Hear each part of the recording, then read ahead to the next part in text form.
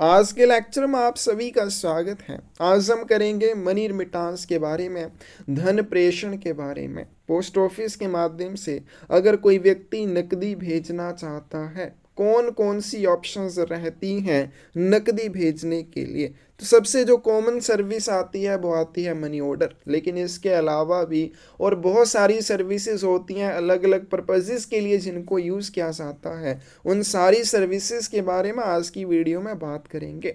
तो चलिए वीडियो शुरू करते हैं। मनी रिमिटांस में सबसे कॉमन सर्विस कौन सी आती है? Money order. अगर पैसे भेजने हैं पोस्ट ऑफिस के माध्यम से, सबसे कॉमन सर्विस क्या है? मनी ऑर्डर है। Money order is an order issued by post office for the payment of a sum of money through the post office agency. Money order क्या है? मनी ऑर्डर एक ऑर्डर होता है जिसको डाक घर के द्वारा जारी किया जाता है नकदी के भुगतान के लिए। किसके माध्यम से? पोस्ट ऑफिस एजेंसी के माध्यम से। पोस्ट ऑफिस एजेंसी के माध्यम से नकदी के भुगतान के लिए पोस्ट ऑफिस के द्वारा जारी किया हुआ ऑर्डर मनी ऑर्डर कहलाता है। अब जैसे हमने आर्टिकल्स के बारे में किया, कोई भी व्यक्ति जो आर्टिकल भेजता है उसको हम सेंडर कहते हैं। कोई भी व्यक्ति जो आर्टिकल को प्राप्त करता है उसको हम एड्रेसी कहते हैं, प्राप्तकर्ता कहते हैं। उसी तरह से मनी ऑर्डर में एक रिमिटर होता है, दूसरा पेई होता है। रिमिटर कौन होता है? Who sends the money order. वह व्यक्ति जो मनी ऑर्डर को भेजेगा उसको हम रिमिटर कहेंगे। पेई कौन होगा? Who receives the money of the money order, जो मनी ऑर्डर की राशि को प्राप्त करेगा, receiver of the money order. Remitter कौन हो जाएगा? मनी ऑर्डर भेजने वाला। पेई कौन हो जाएगा? उस मनी ऑर्डर को प्राप्त करने वाला।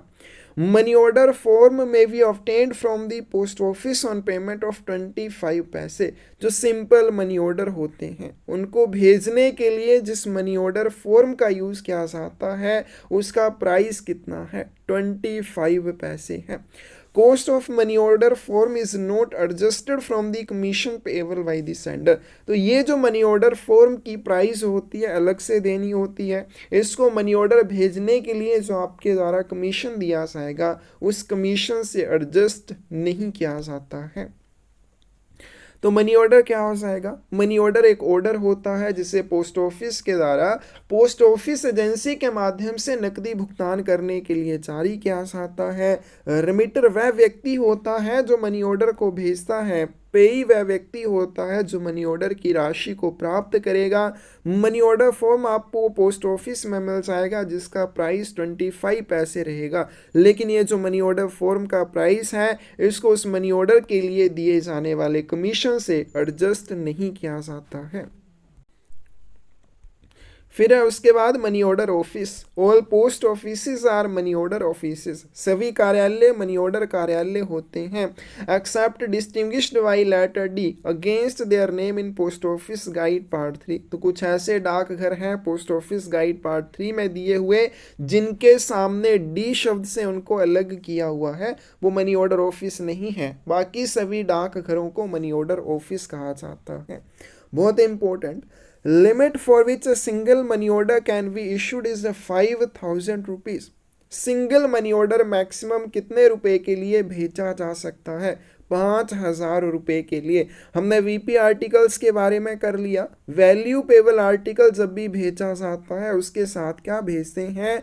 वैल्यू पेबल मनी ऑर्डर भेजते हैं, क्योंकि इसके साथ मनी ऑर्डर होता है तो वीपी आर्टिकल को भेजने की लिमिट भी 5,000 रुपये रहती है। तो एक सिंगल मनी ऑर्डर मैक्सिमम 5,000 रुपये के लिए जारी किया जा सकता है। Name and address of the पेई मस्ट बी वेल फर्निश्ड। जो भी मनी ऑर्डर में आप पेई का, प्राप्तकर्ता का नाम और पता लिखेंगे उसको आपने अच्छी तरह से प्रस्तुत करना है ताकि उस मनी ऑर्डर के भुगतान में कोई भी गलती ना हो। Money order form plus amount plus commission must present either in cash or check at post office window during the hours prescribed। Money order form plus उसकी जो राशि है साथ में उसके ऊपर लगने वाला कमीशन, इन सभी को निर्धारित घंटों के दौरान डाकघर की खिड़की पर कैश या चेक के माध्यम से प्रस्तुत किया जाना चाहिए।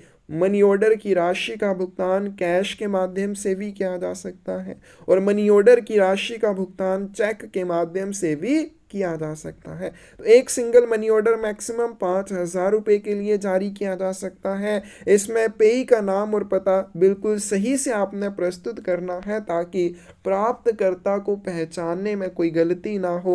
मनी ऑर्डर की राशि, मनी ऑर्डर का कमीशन और मनी ऑर्डर फॉर्म, तीनों चीज़ें आपने डाकघर के काउंटर पर प्रस्तुत करनी है और जो नकदी आप उसके लिए देंगे, मनी ऑर्डर की राशि प्लस उसके ऊपर लगने वाले कमीशन के लिए, उसको कैश या चेक के माध्यम से दिया जा सकता है। Non responsibility of post office, किन चीज़ों के लिए डाकघर की जिम्मेदारी नहीं होगी। For the wrong payment of a money order by incorrect or incomplete information given by the remitter as to the name and address of the payee, प्रेषक द्वारा प्राप्तकर्ता के नाम और पते के बारे में गलत या अपूर्ण जानकारी दिए जाने के कारण मनी ऑर्डर का गलत भुगतान होगा। किस चीज़ के लिए पोस्ट ऑफिस जिम्मेदार नहीं होगा? अगर किसी भी मनी ऑर्डर का भुगतान गलत हो जाता है, गलत कैसे हो जाता है? उस मनी ऑर्डर के प्रेषक के द्वारा प्राप्तकर्ता के नाम और पते के बारे में जो जानकारी दी थी वो क्या थी? या तो इनकरेक्ट थी, गलत थी, या फिर वो जानकारी आधी अधूरी थी। किस चीज़ के लिए पोस्ट ऑफिस जिम्मेदार नहीं होगा? अगर मनी ऑर्डर के रिमिटर के द्वारा, मनी ऑर्डर के प्रेषक के द्वारा मनी ऑर्डर के प्राप्तकर्ता या भुगतानकर्ता के नाम और पते के बारे में दी गई जानकारी गलत थी, दी गई जानकारी आधी अधूरी थी, उस मामले में यदि उस मनी ऑर्डर का गलत भुगतान होगा, उस चीज़ के लिए पोस्ट ऑफिस जिम्मेदार नहीं होगा। For the payment of a money order being refused or delayed by or on account of any accidental neglect, omission or mistake by or on the part of any officer of the post office, अगर money order का भुगतान लेने से मना हो जाता है या उसके भुगतान में देरी हो जाती है या पोस्ट ऑफिस के किसी ऑफिसर की ओर से कोई एक्सीडेंटल नेगलेक्ट, ओमिशन या गलती हो जाती है, उस चीज़ के लिए भी पोस्ट ऑफिस जिम्मेदार नहीं होता है। For any wrong payment of a money order after the expiration of 1 year from the date of issue of money order, जिस तारीख को मनी ऑर्डर जारी किया था उस तारीख के 1 वर्ष के भीतर अगर उस मनी ऑर्डर के बारे में आप शिकायत नहीं करते हैं, उसके बाद उस मनी ऑर्डर के गलत भुगतान के लिए पोस्ट ऑफिस जिम्मेदार नहीं होगा। एक मनी ऑर्डर आपने भेजा, उसका गलत भुगतान हो गया, आपने उसके बारे में शिकायत नहीं की, कितने समय के भीतर शिकायत नहीं की? जिस टाइम पे, जिस तारीख को मनी ऑर्डर जारी किया था उस दिनांक से, उस तिथि से 1 वर्ष के भीतर अगर उसके बारे में आप कंप्लेंट नहीं करेंगे, उसके गलत भुगतान के लिए पोस्ट ऑफिस बाद में कोई भी जिम्मेदारी नहीं लेगा। तो अगर किसी भी रिमिटर के द्वारा प्राप्तकर्ता या भुगतानकर्ता के बारे में, उसके नाम या पते के बारे में दी गई जानकारी गलत या आदि अधूरी थी, पोस्ट ऑफिस उसके लिए जिम्मेदार नहीं रहेगा। और अगर मनी ऑर्डर का गलत भुगतान हो जाता है और उसके लिए आप समय रहते शिकायत नहीं करते हैं, समय कितना रहेगा? मनी ऑर्डर जारी होने की तारीख से 1 वर्ष के भीतर अगर आप उसके लिए कंप्लेंट नहीं करेंगे, बाद में पोस्ट ऑफिस उसके गलत हुए भुगतान की जिम्मेदारी नहीं लेगा।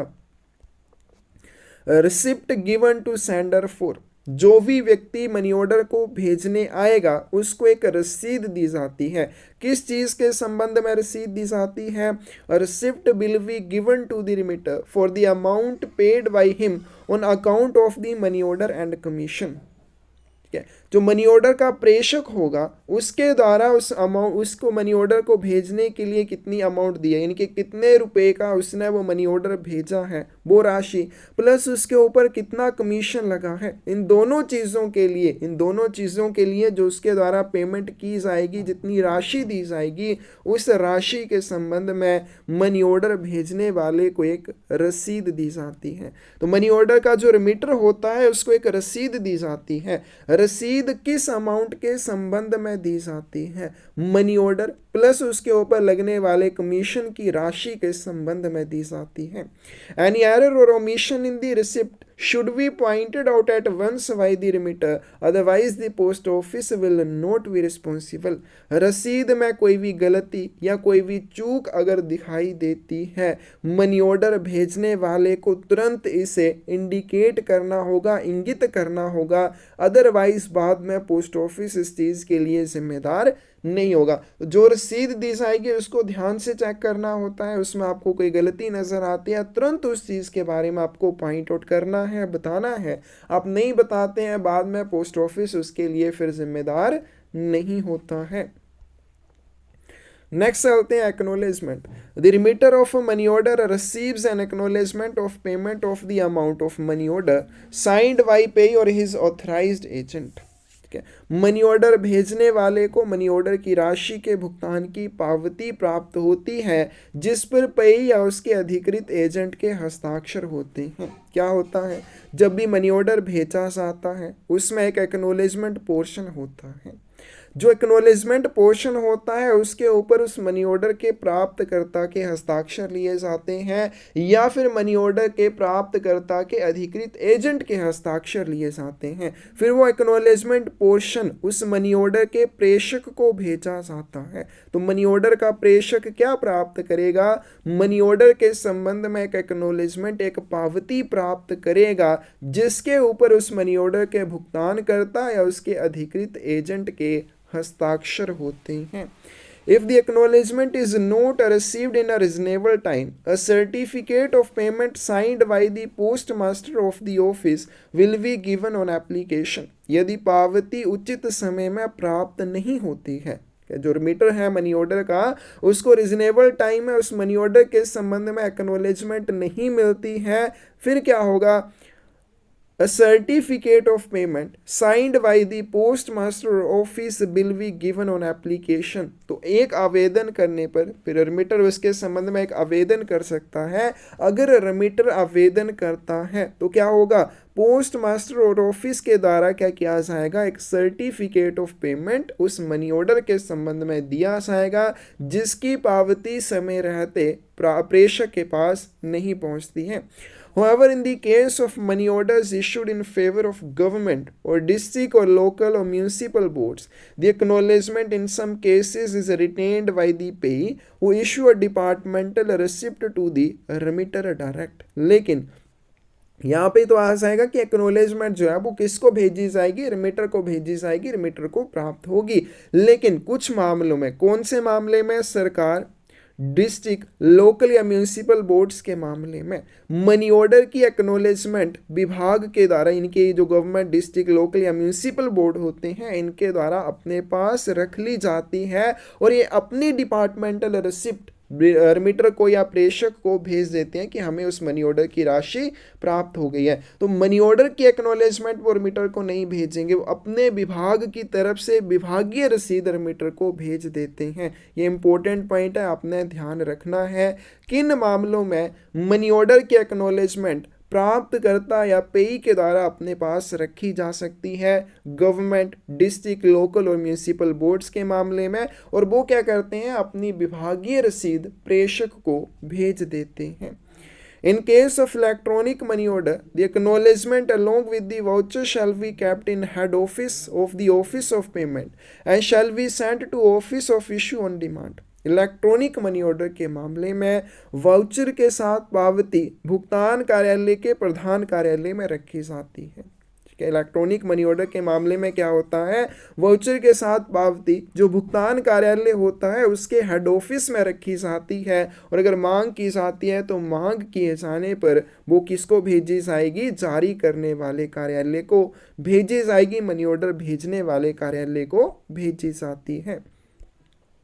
If the remitter requests for an acknowledgement, the office of issue shall send a written communication to the office of payment for the same, and thereafter office of payment shall send the acknowledgement to remitter by post। अब यहाँ पे जैसे बताया गया कि electronic money order के मामले में वाउचर के साथ पावती को भुगतान कार्यालय के प्रधान कार्यालय में रखा जाता है, लेकिन अगर प्रेषक उसकी एक्नोलेजमेंट के बारे में आवेदन करता है तो क्या होगा, जहां से मनी ऑर्डर को जारी किया गया था, उस कार्यालय के द्वारा एक लिखित संचार ऑफिस ऑफ पेमेंट भुगतान करने वाले कार्यालय को भेजा जाएगा कि प्रेषक को इसके संबंध में एक्नॉलेजमेंट चाहिए। फिर वो क्या करेगा, ऑफिस ऑफ पेमेंट उसको एक्नॉलेजमेंट भेजेगा। कैसे भेजेगा? बाई पोस्ट भेजेगा। तो रिमिटर को फिर वो एक्नॉलेजमेंट बाई पोस्ट मिलेगी।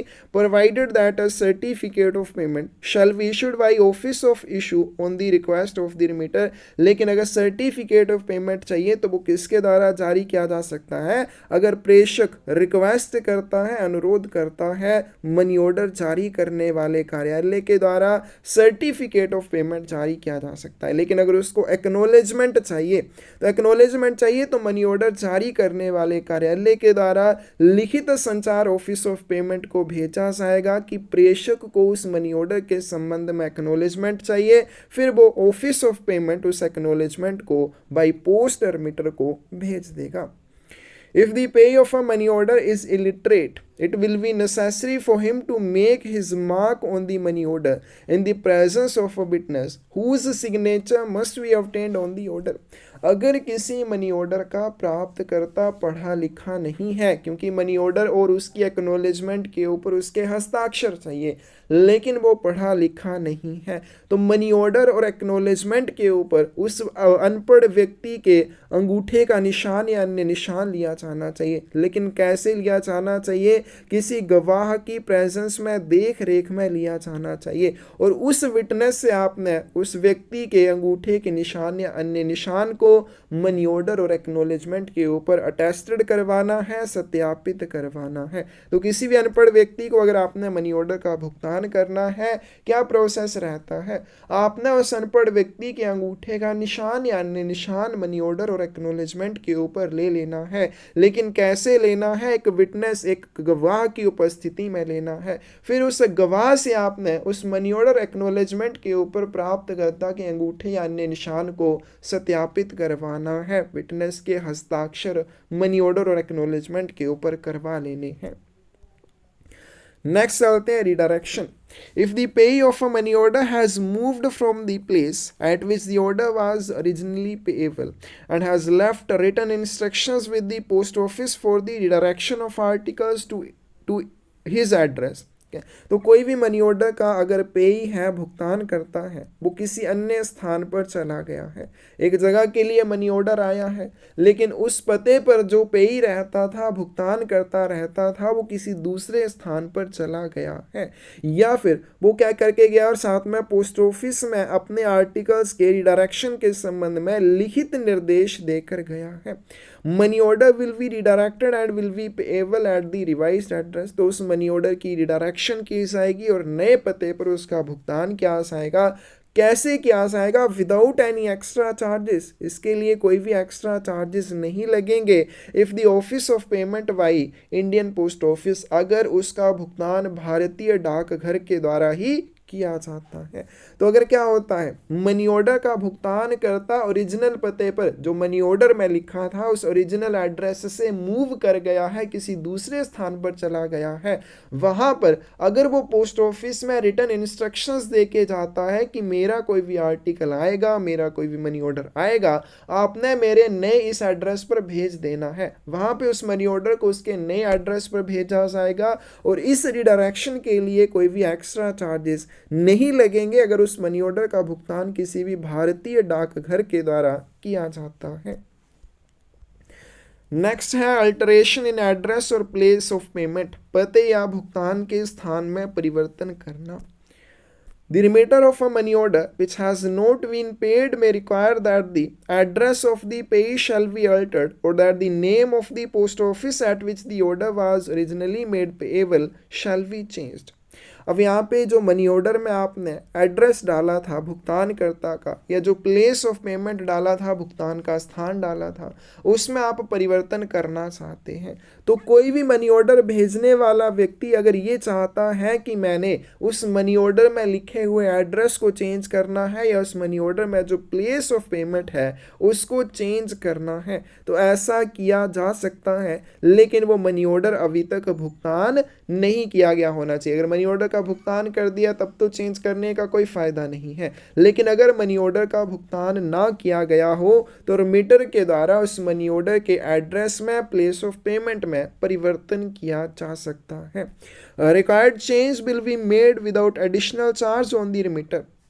इस परिवर्तन के लिए कोई भी एक्स्ट्रा चार्जेस नहीं लगेंगे, ठीक है। उस मनी ऑर्डर के प्रेषक से कोई भी एक्स्ट्रा चार्जेस नहीं लगेंगे। किस चीज़ के लिए? अगर मनी ऑर्डर में दिए हुए एड्रेस या प्लेस ऑफ पेमेंट में अगर कोई चेंज आपको करना है। इसके लिए क्या करना होगा? Applying in writing to post office at which the order was issued. जहां से मनी ऑर्डर जारी किया था उस डाकघर में, उस संबंध में आपको लिखित आवेदन देना होगा। And producing the receipt and giving full particulars of the payer's address as entered in the money order। इसके लिए आपको उस मनी ऑर्डर के संबंध में जो रसीद दी गई होगी वो प्रस्तुत करनी होगी, और साथ में मनी ऑर्डर के ऊपर आपने भुगतानकर्ता के पते के बारे में जो भी विवरण दिए थे वो सारे विवरण आपको प्रस्तुत करने होंगे। बहुत इंपॉर्टेंट पॉइंट है। मनी ऑर्डर आपने भेजा, उस मनी ऑर्डर में जो आपने प्राप्तकर्ता का एड्रेस लिखा था या जो प्लेस ऑफ पेमेंट लिखा था उसमें आपने परिवर्तन करना है। ऐसा किया जा सकता है। इसके लिए कोई भी एक्स्ट्रा चार्जेस आपको नहीं देने होंगे। बहुत इंपॉर्टेंट पॉइंट है। और दूसरी बात, जहां से मनी ऑर्डर जारी किया गया था उसी डाकघर में आपको लिखित में इस चीज़ के लिए आवेदन करना होगा। फिर उसके बाद आपके जो भी इस तरह के परिवर्तन के बारे में देखा जाएगा। फिर उसमें अगर हो सकेगा तो परिवर्तन किया जाएगा, लेकिन वो मनी ऑर्डर अभी तक पे नहीं किया गया होना चाहिए। तो उस संबंध में आपको क्या करना होगा? एक तो लिखित आवेदन देना होगा, साथ में मनी ऑर्डर के लिए जो आपको रसीद दी गई होगी वो रसीद देनी होगी, और साथ में उसके ऊपर जो भी आपने एड्रेस के विवरण डाले थे कि प्राप्तकर्ता के एड्रेस के बारे में जो जो पर्टिकुलर्स डाले थे वो सारे आपको बताने होंगे। फिर आपके पास अल्टरेशन ऑफ पेइज नेम, प्राप्तकर्ता के नाम में परिवर्तन। The remitter of a money order which has not been paid may require that the amount be paid to some person other than the payee named in the order. भुगतान न किए गए money order का प्रेषक यह चाहता है कि राशि का भुगतान मनी ऑर्डर में नामित पेई के अलावा किसी अन्य व्यक्ति को किया जाए, तो बिल्कुल ऐसा किया जा सकता है। अब मान लीजिए क्या हुआ, एक मनी ऑर्डर भेजा था, जो भेजा था शुरुआत में रोहित के नाम पर, लेकिन मैं चाहता हूं कि इस नाम को बदल दिया जाए, रोहित की जगह पे अब इस मनी ऑर्डर का भुगतान शुभम को किया जाए, तो ऐसा किया जा सकता है। लेकिन कंडीशन क्या है? उस मनी ऑर्डर का अभी तक भुगतान नहीं किया गया होना चाहिए। The required change will be made on payment of a second commission। लेकिन इसके लिए आपको एक दूसरा कमीशन देना होगा जो पहले कमीशन के बराबर होगा। On the remitter applying in writing to the post office at which the order was issued and producing the receipt and giving full particulars of payer's address as entered in the money order। तो इसके लिए भी same चीज़ आपको money order के संबंध में जो रसीद दी गई होगी वो प्रस्तुत करनी होगी। प्राप्तकर्ता के पते के बारे में फुल पर्टिकुलर जो आपने मनी ऑर्डर के ऊपर दिए हैं वो प्रस्तुत करने होंगे। बहुत इंपॉर्टेंट है, इसमें आपने ध्यान रखना। अगर सिर्फ आपने एड्रेस चेंज करना है, प्लेस ऑफ पेमेंट चेंज करना है, आपने पेई का नाम चेंज नहीं करना है, तो आपको कोई भी चार्जेस नहीं देने होंगे। अगर आपको पेई के नाम में प्राप्तकर्ता या भुगतानकर्ता के नाम में परिवर्तन करना है, उसके लिए आपको दूसरा कमीशन देना होगा, और दूसरा कमीशन कितना होगा? पहले कमीशन के बराबर होगा। The alteration of payer's name shall not be permitted in the electronic money order। Simple money order के मामले में ऐसा किया जा सकता है, लेकिन इलेक्ट्रॉनिक मनी ऑर्डर के मामले में प्राप्तकर्ता का नाम परिवर्तित करने की कोई भी सुविधा नहीं होगी। तो इलेक्ट्रॉनिक मनी ऑर्डर के मामले में पेई का नाम परिवर्तित नहीं किया जा सकता। स्टॉपेज ऑफ पेमेंट, अब आपने मनी ऑर्डर भेजा, लेकिन अब आप चाहते हैं कि उस मनी ऑर्डर का भुगतान ना किया जाए, उसकी राशि मुझे वापस कर दी जाए। Remitter of a money order which has not been paid may stop the payment and require that the money be repaid to himself। तो कोई भी मनी ऑर्डर का रेमिटर है, अगर वो ये चाहता है कि मनी ऑर्डर की राशि का भुगतान रोक दिया जाए और उसकी राशि मुझे वापस कर दी जाए, ऐसा किया जा सकता है। और कैसे किया जाता है? This will be done without additional charge on the remitter. प्रेषक से इस चीज के लिए कोई भी अतिरिक्त शुल्क नहीं लिया जाता है। इसके लिए क्या करना होगा? Applying in writing to the post office at which the money order was issued, जहां से मनी ऑर्डर, जिस डाकघर से मनी ऑर्डर जारी किया गया था, उस डाकघर में लिखित में आपको आवेदन करना होगा और साथ में उस मनी ऑर्डर के संबंध में जो आपको रसीद दी गई होगी वो रसीद प्रस्तुत करनी होगी और प्राप्तकर्ता के या भुगतानकर्ता के पते के पूरे पर्टिकुलर आपको प्रस्तुत करने होंगे। In no case, however, will the post office be responsible for any inability or failure to stop payment of a money order in compliance with the remitter's request. लेकिन प्रेषक की इच्छा के अनुसार या प्रेषक के अनुरोध के अनुसार अगर उस मनी ऑर्डर के भुगतान को पोस्ट ऑफिस के द्वारा रोका ना जा सके तो उस चीज के लिए पोस्ट ऑफिस जिम्मेदार नहीं होता है। तो मनी ऑर्डर आपने भेजा, आपने भेज तो दिया, लेकिन अब आप चाहते हैं कि मनी ऑर्डर का भुगतानकर्ता को ना किया जाए, उसका भुगतान मुझे वापस कर दिया जाए, तो ऐसा किया जा सकता है। इसके लिए सबसे पहले वो मनी ऑर्डर का अभी तक भुगतान नहीं किया गया होना चाहिए। दूसरी बात, जहां से मनी ऑर्डर जारी किया गया था वहीं पे आपको रिटर्न रिक्वेस्ट या रिटर्न एप्लीकेशन उस चीज़ के लिए देनी होगी और इसके लिए आपको कोई भी एक्स्ट्रा चार्जेस नहीं देने होंगे। लेकिन अगर पोस्ट ऑफिस ऐसा करने में विफल रहता है, वो उस तरह का भुगतान नहीं रोक पाता है जैसे आप चाहते थे, तो इस चीज़ के लिए पोस्ट ऑफिस जिम्मेदार नहीं होगा। 3 पॉइंट ये बहुत इंपॉर्टेंट है। अगर आपने एड्रेस या प्लेस ऑफ पेमेंट चेंज करना है, कोई एक्स्ट्रा चार्जेस नहीं लगेंगे। पेई का नाम चेंज करना है, एक्स्ट्रा चार्जेस देने होंगे। पेमेंट रोकनी है तो भी एक्स्ट्रा चार्जेस नहीं लगेंगे। If payee refuses to take payment, money order is returned at once to remitter free of charge. अगर किसी मनी ऑर्डर का प्राप्तकर्ता मनी ऑर्डर का भुगतान लेने से मना करता है, उस मनी ऑर्डर को तुरंत प्रेषक को बिना किसी अतिरिक्त शुल्क के वापस लौटाया जाएगा। If addressee makes an application in writing to delivery post office or pay not found at given address, लेकिन अगर मनी ऑर्डर का जो प्राप्त करता है, जब मनी ऑर्डर उसको प्रस्तुत किया गया, उसने मनी ऑर्डर लेने से मना कर दिया, परंतु वो डिलीवरी पोस्ट ऑफिस में एक लिखित में आवेदन कर देता है उस मनी ऑर्डर को रोकने के लिए, या फिर अगर पे उस मनी ऑर्डर का नहीं मिलता है। 2 कंडीशंस बन गई। एक कंडीशन की अगर डिलीवरी क्या होता है, जब डिलीवरी के लिए मनी ऑर्डर आप लेके जाते हैं तो उस मनी ऑर्डर का प्राप्तकर्ता उसका भुगतान लेने से मना कर देता है, लेकिन डिलीवरी पोस्ट ऑफिस में रिटर्न में आवेदन कर देता है उस मनी ऑर्डर को रोकने के लिए। या दूसरी कंडीशन ये हो सकती है, आप मनी ऑर्डर की पेमेंट करने चाहते हैं लेकिन उसका पेई आपको दिए हुए पते पर नहीं मिलता है। इन दोनों कंडीशंस में क्या होगा, money order detained in post office for a period not exceeding 7 days, तो उस मामले में मनी ऑर्डर को डिलीवरी पोस्ट ऑफिस में 7 दिनों की अवधि के लिए रोक कर रखा जाएगा। Commission in no case will be refunded, और किसी भी मामले में कमीशन वापस नहीं किया जाएगा। आगे चलते हैं, वॉइड मनी ऑर्डर। अमान्य मनी ऑर्डर क्या होता है? Money order becomes void at end of month following the month of issue. जिस महीने में मनी ऑर्डर जारी किया जाता है उसके अगले महीने के एंड में लास्ट में जाके कोई भी मनी ऑर्डर अमान्य हो जाता है, वॉइड हो जाता है। अगर आप मान लीजिए क्या करते हैं, दिसंबर मंथ में एक मनी ऑर्डर जारी करते हैं, दिसंबर मंथ में जारी किया हुआ मनी ऑर्डर कब जाके अमान्य हो जाएगा, वॉइड हो जाएगा?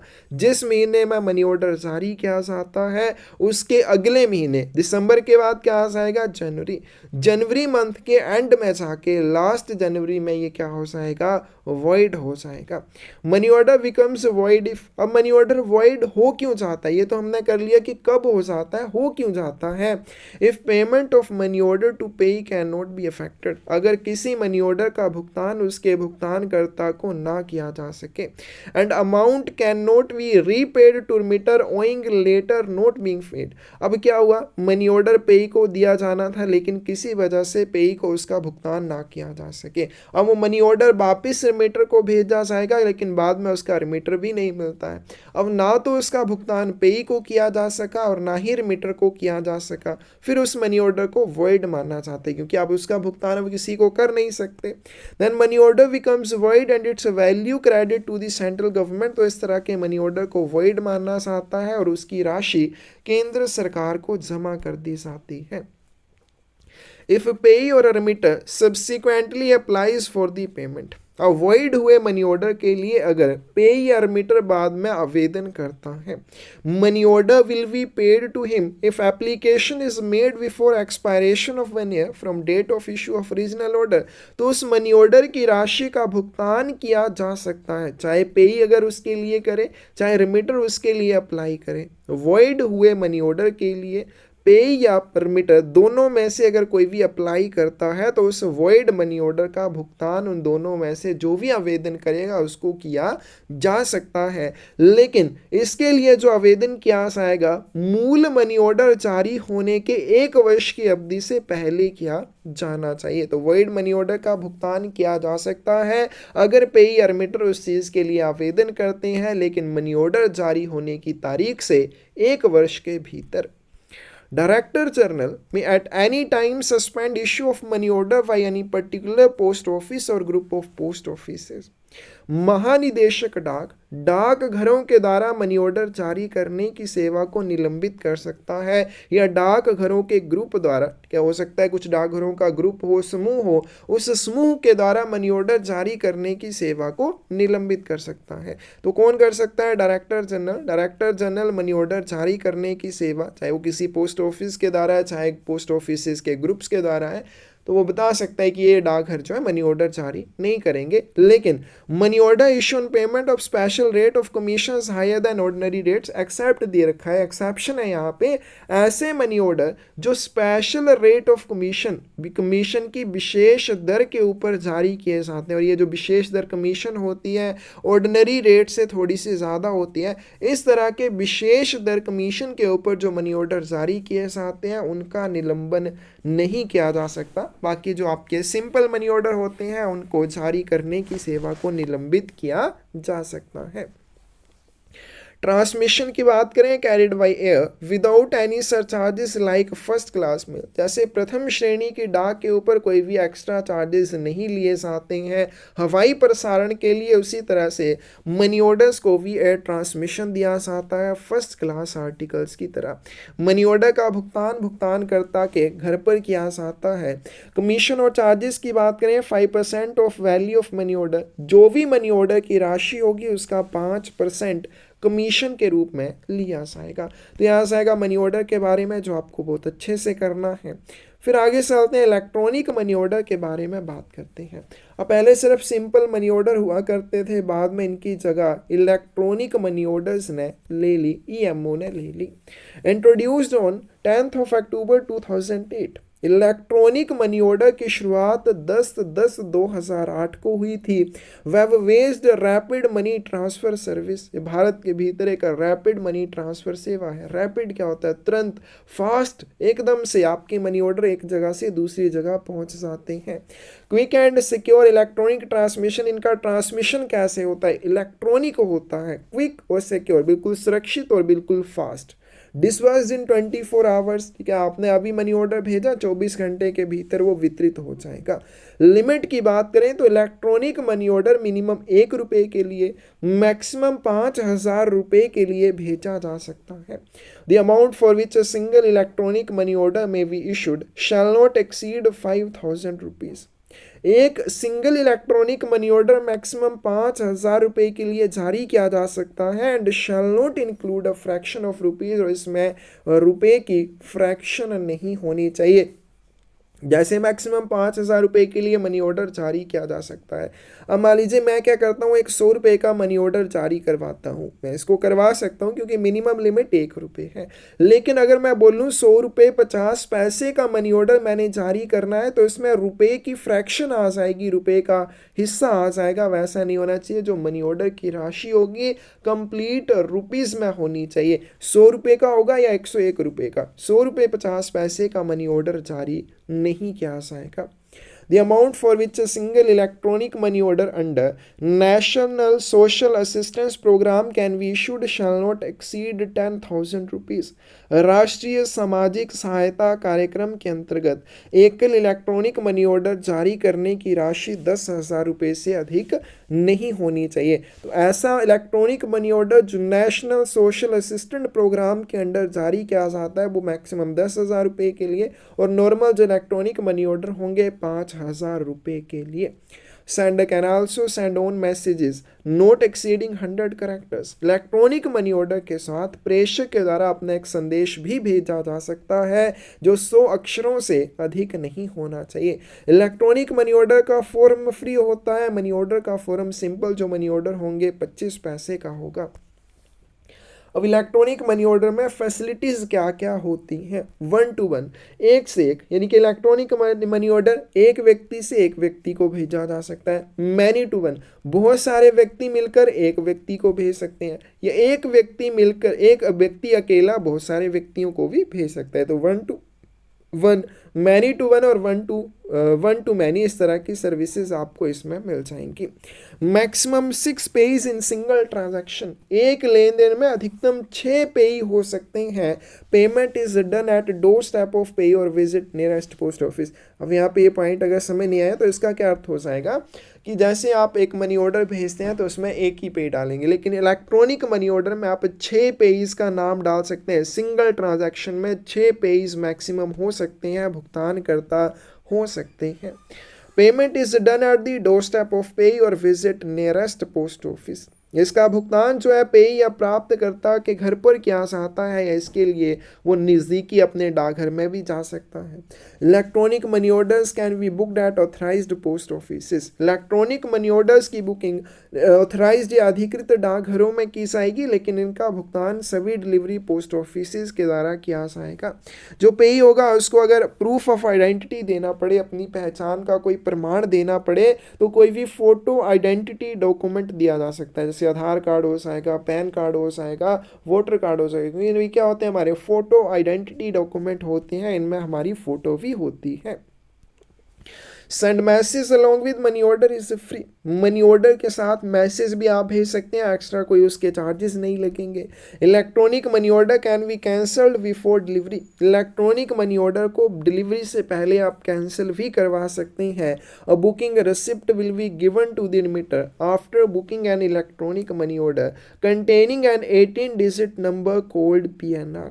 जब भी इलेक्ट्रॉनिक मनी ऑर्डर की बुकिंग की जाती है, बुकिंग के लिए उस मनी ऑर्डर के प्रेषक को एक रिसिप्ट दी जाती है, रसीद दी जाती है, जिसमें 18 डिजिट का एक नंबर रहता है। उस नंबर को PNR present number of registration कहा जाता है। मनी ऑर्डर की बुकिंग के बाद एक रिसिप्ट दी जाती है, उस रिसिप्ट में मनी ऑर्डर के लिए एक नंबर रहता है जो 18 डिजिट का होता है। इस 18 डिजिट के नंबर में पहले 6 डिजिट किस चीज़ को रिप्रेजेंट करेंगे? बुकिंग पोस्ट ऑफिस के कोड को, उस मनी ऑर्डर की बुकिंग करने वाले पोस्ट ऑफिस के कोड को। फिर नेक्स्ट जो 6 डिजिट होंगे वो डेट ऑफ बुकिंग को रिप्रेजेंट करेंगे। उसके लास्ट जो 6 डिजिट होंगे वो उसके सीरियल नंबर को रिप्रेजेंट करते हैं। Commission for electronic money order is same as applicable for money order. तो इसके लिए जो कमीशन लिया जाता है इलेक्ट्रॉनिक मनी ऑर्डर के लिए, वो मनी ऑर्डर के कमीशन के समान, यानी कि मनी ऑर्डर की वैल्यू का 5% रहेगा।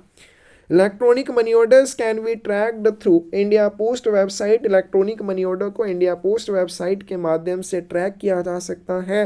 No commission is charged on electronic money orders payable to prime minister's relief fund and national defence fund. प्रधानमंत्री राहत कोष और राष्ट्रीय सुरक्षा कोष को दे इलेक्ट्रॉनिक मनी ऑर्डर पर कोई भी कमीशन नहीं लिया जाता है। ऐसे इलेक्ट्रॉनिक मनी ऑर्डर जो प्राइम मिनिस्टर रिलीफ फंड या नेशनल डिफेंस फंड को भेजे जाते हैं, उनके लिए कोई भी कमीशन नहीं लगता है।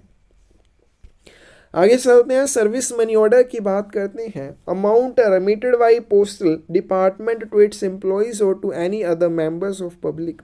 ऐसा मनी ऑर्डर, ठीक है, सर्विस मनी ऑर्डर क्या हो जाएगा, ऐसा मनी ऑर्डर जिसे डाक विभाग के द्वारा रिमिट किया जाता है। किसके लिए रिमिट किया जाता है, अपने एम्प्लॉयज़ के लिए या जनता के अन्य सदस्यों के लिए इसको भेजा जाता है, तो इसको कहते हैं service money order. Service money order डाक विभाग के द्वारा जारी किया जाता है, चाहे अपने एम्प्लॉयज़ को किया जाए चाहे जनता के अन्य सदस्यों को किया जाए, उसको हम सर्विस मनी ऑर्डर कहते हैं। तो आज की वीडियो में बस हम इतना ही करेंगे, ठीक है, कभी और भी काफ़ी सर्विसेज हैं तो सर्विस मनी ऑर्डर तक करेंगे आज की वीडियो में, बाकी हम कल करेंगे जिसमें इंस्टेंट मनी ऑर्डर के बारे में बात करेंगे। हालांकि कुछ ऐसी सर्विसेज हैं जो बंद हो चुकी हैं, जैसे IMO instant money order service, ये 20 जनवरी 2006 को शुरू हुई, 14/7/2020 को बंद हो गई, लेकिन फिर भी हमें करनी है क्योंकि एक दो बार एग्जाम्स में इस तरह के क्वेश्चन देखे गए हैं जो सर्विसेज बंद हो चुकी हैं। वहाँ पे आपसे IMO के कमीशन के बारे में पूछ लिया जाए तो आप वहाँ पे ये ऑप्शन थोड़ी ना होगी कि ये बंद हो गया नहीं हो गया, आप लिखो, आपको आता है आप आंसर लिख देंगे, बाद में क्वेश्चन कैंसिल होता है नहीं होता है वो बात की बात है। वैल्यूपेबल मनी ऑर्डर है, फॉरेन मनी ऑर्डर है, IMT international money transfer, western union money transfer, ये सर्विस भी अब बंद है, लेकिन इसके बारे में भी हमें करना है क्योंकि हाल में ही इसी वर्ष बंद हुई है 2024 को। फिर उसके बाद है international financial system money order, ये तो अभी कंटिन्यू है, इसके बारे में करना है। फैमिली अलॉटमेंट मनी ऑर्डर है, सेविंग बैंक है, इलेक्ट्रॉनिक क्लियरेंस सर्विस है, तो ये हम करेंगे कल वाली वीडियो में। आज की वीडियो में बस इतना ही करेंगे। इलेक्ट्रॉनिक मनी ऑर्डर और मनी ऑर्डर के बारे में बहुत सारी इंपॉर्टेंट चीज़ें इनमें हैं जो आपके एग्ज़ाम में पूछी जा सकती हैं। अगर आपको किसी भी एग्ज़ाम के रिलेटेड कोई भी बुक चाहिए तो डिस्क्रिप्शन में आपको साइट का लिंक मिल जाएगा, जहाँ से जाकर आप बुक ले सकते हैं, चाहे वो क्वेश्चन पेपर्स की बुक आपको चाहिए या थ्योरी वाली बुक चाहिए, मिल जाएगी। कोई भी डाउट हो आपको इस सेशन में तो आप ज़रूर कमेंट सेक्शन में उस चीज़ के बारे में बता सकते हैं। धन्यवाद।